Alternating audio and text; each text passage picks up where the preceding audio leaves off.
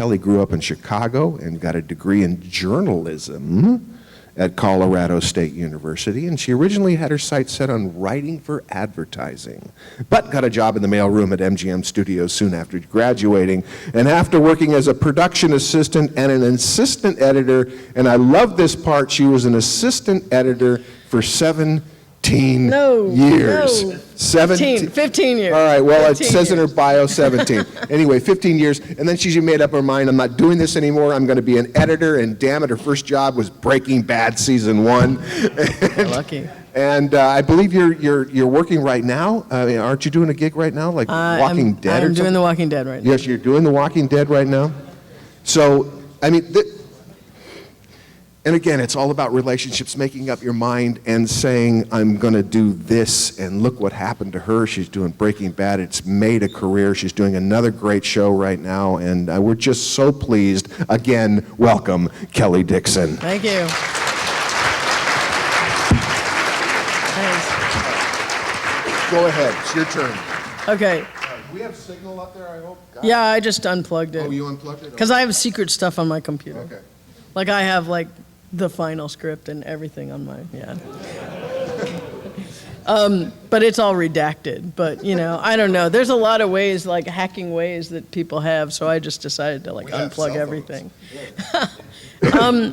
I want to apologize first and foremost to everyone because I've been working really, really hard and I don't have anything prepared. But usually I find that most people have like a lot of questions about the process of Breaking Bad, about editing, about the producers, about the writers, about Breaking Bad in general. So I figured I would, you know, give that time to you and see if you had questions. Hopefully you do. Otherwise, hey, you know what? I'm the opening act for Matt Chessay and Dan Leventhal, because those guys are the big feature dudes. I was going to show a clip. I hope you all are up to date. If you're not, I'm sorry. Too bad. You're getting ready to see. But I was going to show a clip that actually aired this Sunday, and I'm really excited about it. This show that aired last Sunday. It was called Confessions. It was directed by our director of photography, Michael Slovis, and it was written by a new writer. It was written by a writer named Jennifer Hutchison. Jenny Hutchison and I feel like I need to say this about her because she's really exceptional, and she and I feel like both of us got the Wonka Golden Ticket on Breaking Bad. Jenny Hutchison worked, and this is not going to be all about Jenny Hutchison, but I just want to preface by saying it is possible, and it is possible, like, you know, to get lucky. I mean, I feel like we both got lucky, but you can get lucky, but you also have to be able to bring it to keep that job. Jenny Hutchison worked as an assistant on The X-Files, a writer's assistant on The X-Files, and then she was an assistant to Vince Gilligan during season 1 of Breaking Bad. From there, she became the writer's assistant, and then from there, she became a staff writer or story editor, whichever one comes first, I'm not sure. But the first script that she wrote on Breaking Bad that she had sole credit on, she got a Writers Guild nomination out of it. And it was I think it was episode number 308. It was when one of the cousins was in the hospital and he, you know, his legs were severed off and he goes crawling. That was her first script. Writer, yes, thank you. Writers Guild nomination straight out of the gate. I believe she has another one, I'm not positive, but she also wrote this script, Confessions. And honestly, when we, up in post-production, read Confessions, we were like, oh my God, everything has changed. What we all thought, and I mean, I know you guys were 5 episodes away from our finale, and I know everybody's like trying to make, you know, guesses about what's going to happen, but honestly, when Confessions came out, I know everything flipped on its head. So I'm going to show a clip from Confessions. It was one of my very favorite scenes to cut. And Michael Slovis really, he was not the DP in it, but I'm sure that he advised the director of photography, and everything in it was in my wheelhouse, and I was just so excited about it.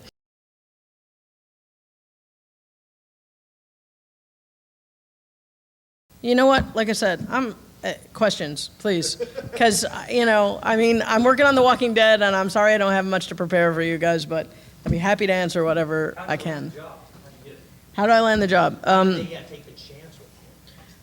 I don't know the answer to that. But Make sure you repeat the question. what happened? What happened was I was an assistant editor. I started assisting in about 1990, and about 2005, I got a job with an editor who I had wanted to work for a long time. Her name is Lynn Willingham. She did 5 seasons on the X-Files. Her husband, Chris Willingham, was I think a 3-time Emmy winner on 24, my favorite show at the time. So I was in awe of the fact that they were a husband and wife team and they're both awesome. And so I started working for Lynn Willingham. She was working at the time on Without a Trace. And I knew she was also very comfortable on Without a Trace, did not want to leave. And I was like, well, the only way to really move up at that time, probably now as well, is to get on a pilot. And if your editor's not willing to leave a show and go do a pilot, then you got to go find an editor who is. And so I told her, as much as I loved working for her, I was probably going to have to leave after, a second season of that show. And one day I was making an output for her on Without a Trace, and she said, she came in and she closed the door to the office, and I'm like, why are you closing the door? And she's like, because I got a pilot. And I'm like, you're not going to go. She goes, no, it's really, really good, and it's by Vince Gilligan. And I'm like, oh my God, I'm ready to go yesterday. And so in I believe February of 2007, we left in the middle of the season of Without a Trace and started working on Breaking Bad.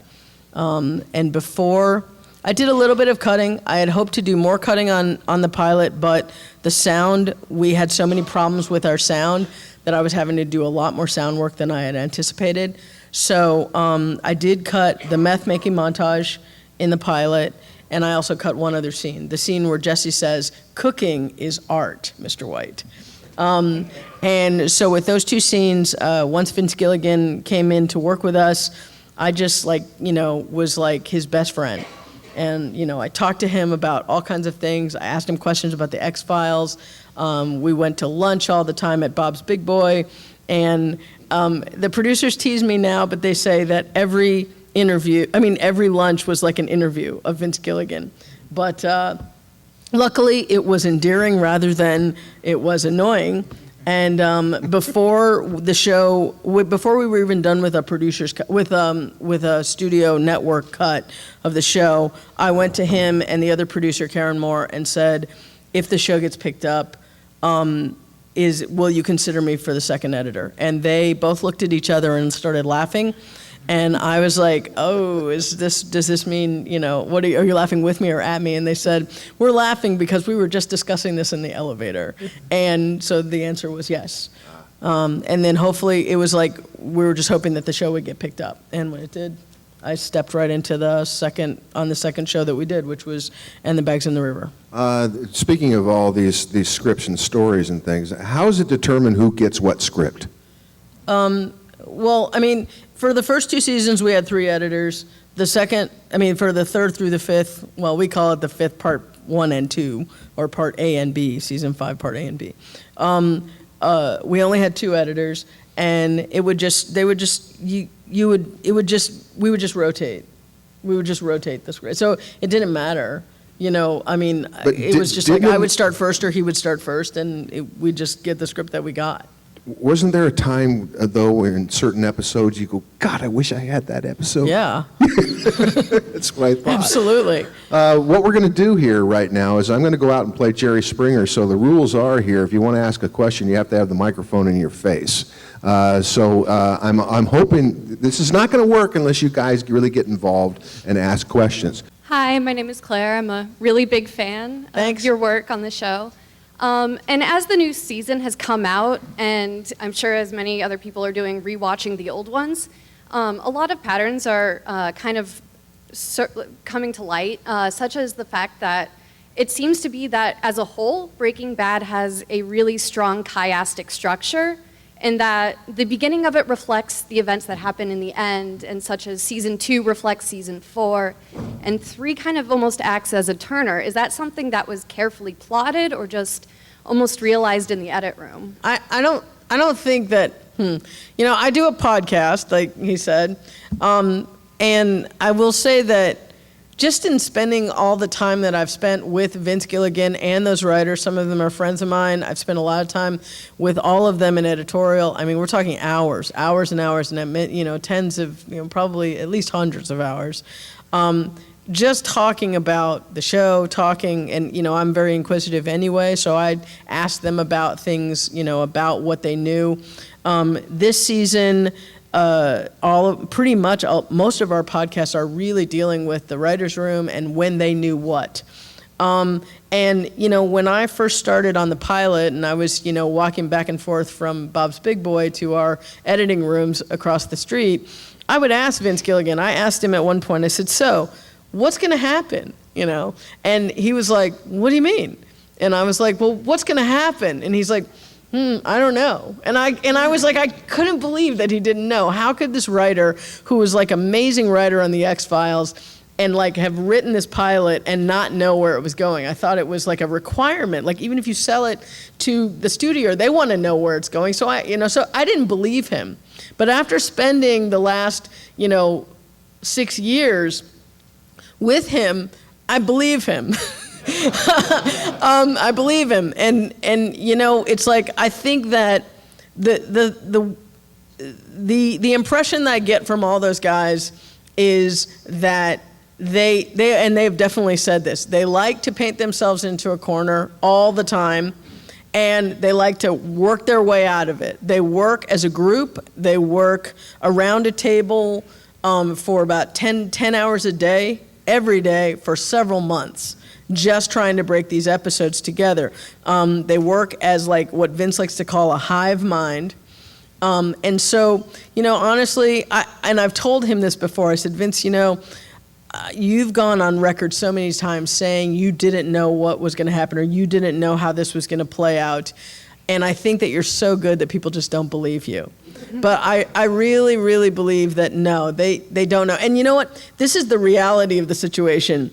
Every single year, and most of the time we have 13 episodes, but these two past seasons we've only had 8. And every single year they are working for months and months. And believe me, if they knew, they wouldn't have to be working for months and months. That's the reality of it.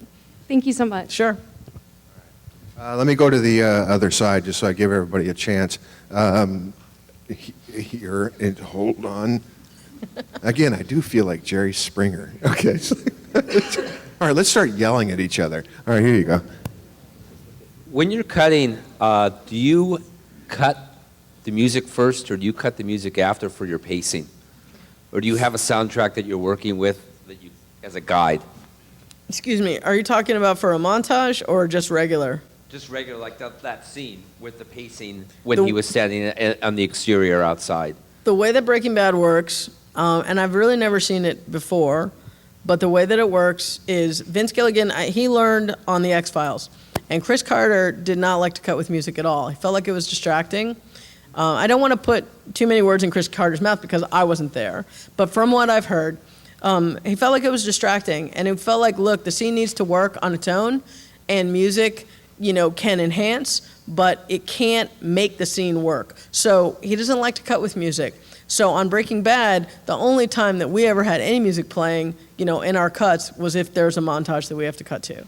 So what happens is you'll cut the whole show, it will work on its own. He will then come do producer's cuts with no music, and then once the picture is locked, it all goes to the composer and the music supervisor, and the composer will start to compose, music supervisor will start to put source cues in, and then they will start sending quick times to Vince, and he will watch the show with those pieces, start to give notes on that music, and that's how they will go forward. So I have to give it up to my buddy Dave Porter, who's a composer. He is doing such an amazing job. He is a fantastic composer, but yes, I had nothing to do with that music. Okay. Well, since I'm standing right next to you, I might as well give it to you. Talking about the montages, I'm curious, like your process on stuff like that. For instance, there's that interesting montage you did where you're like pulling frames out where they're looking for the rice and cigarette. I think it's season Yeah. 5. Was that you or is that That was me. Okay, I thought I heard you talk about it on the podcast, and I was curious, like, Because it was cool. No, I'm it just was really cool, and I'm curious, like, how you approach the different montages, especially since it's kind of a signature of the show, and you've done all different kinds throughout. Well, the with series. that montage, I got to say that it was like when I saw that they were in the script that they were going to do a montage just about finding something, I was a little disappointed because I was like, because I was kind of getting tired of the whole like quick cuts and stuff like that. I was just getting tired of I wanted it to be more, and I also felt like whenever a montage comes up, I always get really like kind of like not depressed, but I get kind of like really nervous that I've like lost any kind of like artistic edge. And I feel like I've got to come up with something really interesting and artsy, and I'm not sure what I'm going to do. And I also knew that probably that I was really just going to get a lot of footage, but I was hoping that it would have some real kind of like direction as far as like, let's make it something new. And Michelle MacLaren, who's one of the best directors I know, shot that, but she really, I mean, I never really talked to her about it, but she was so busy. It was a big episode, and she was very, very busy with the rest of the stuff that, she just pretty much shot the montage like she shoots other montages where they just shoot a lot of stuff for you, and they rely on you as the editor to come up with something. And I just didn't want to do it just like everything else. So I started to think about the fact that when you're looking for something and you've looked everywhere in your house, like your keys or something like that, you've looked everywhere in the house, but you always end up looking again in the same places, right? Always the same stuff. And so I thought, you know what, maybe if I can throw it out of whack a little bit and make things be not in continuity, just kind of mess with the continuity a little bit.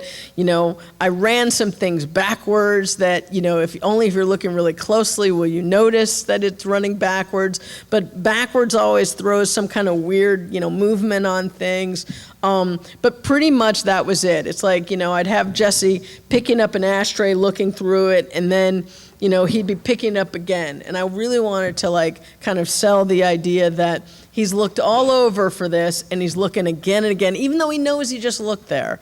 And other things that I tried to do was like there was one of my favorite instances in that one, if you remember, is it was at a floor level, and it was through the fireplace. And Jesse's walking through, so you only see his feet, and then he disappears and the Roomba comes running through. And then the Roomba disappears and his feet are back again. It was just to kind of throw something a little bit different on that montage, and also just have the feel of, we've looked here, but we're going to look again, and all that kind of thing. And honestly, when Vince Gilligan first saw it, he hated it.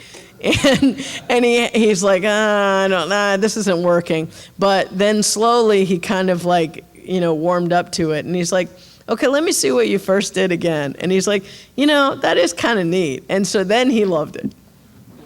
Next question. We'll take somebody from over here in the middle. And Hi, my name is Darren Rourke.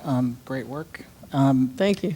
You seem very humble, but I hope you answer the question, which is... Wait, I seem humble or you seem humble? You were covering your face and all that, when Oh, he was yeah, he's giving you all that. embarrassing me. He's like, Okay, well, then you should... I'm just a regular person that got real lucky. You should... No, you stayed in it, though, 6 years, so there's that. But my question is, as an editor, you always have those moments where you feel like you really got to put your own fingerprint on something that no one else brought to the table. So my question is, what's... even if it's more than one favorite, but what's your favorite fingerprint that you put on this show? Oh, gosh, that's a loaded question. I think, I don't want to say that I necessarily put my fingerprint on it, but I will say that probably one of my favorite things that I still will say is, one of my favorite scenes still is in the first episode that I ever did. And it was the long 9-minute scene of Walt talking to Crazy 8 while he was locked with the bike lock in the basement. And the ensuing is that the right word? Plate discovery and the killing of Crazy 8. It's still one of my very favorite things. It was the very first thing that I ever did. I mean, well, not on that show, but it was the very first episode that I ever edited. It was one of the best scripts that I had ever read ever for television. And I still think it's one of the best scripts I've ever read.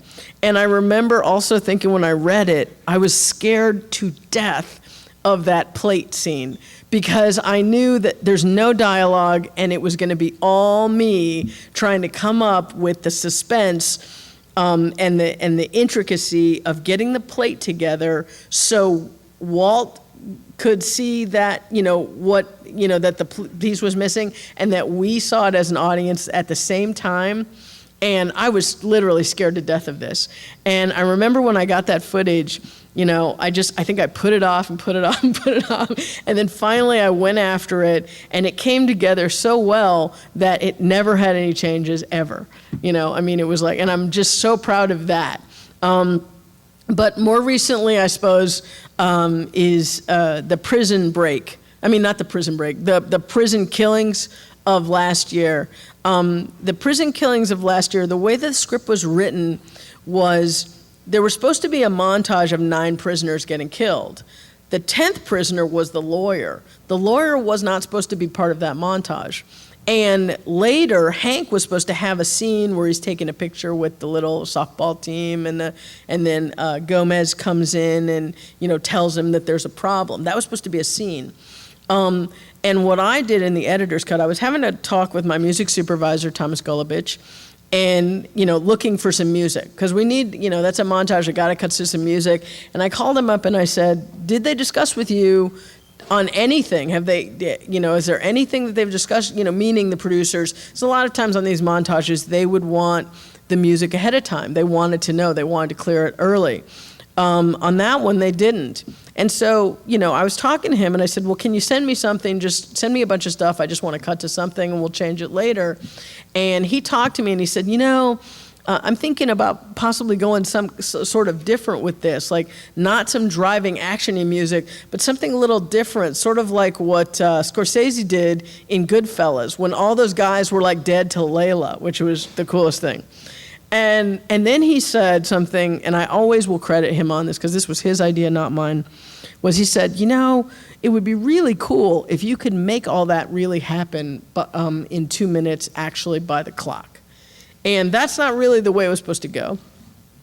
And so I said, that's a really, really cool idea. And so what I did to make that happen was I decided that the lawyer having his own scene where he's talking to his wife and then he gets stabbed by all these Nazi guys, I decided to actually have that be part of the montage. It definitely got it to where I could get it to 2 minutes with that.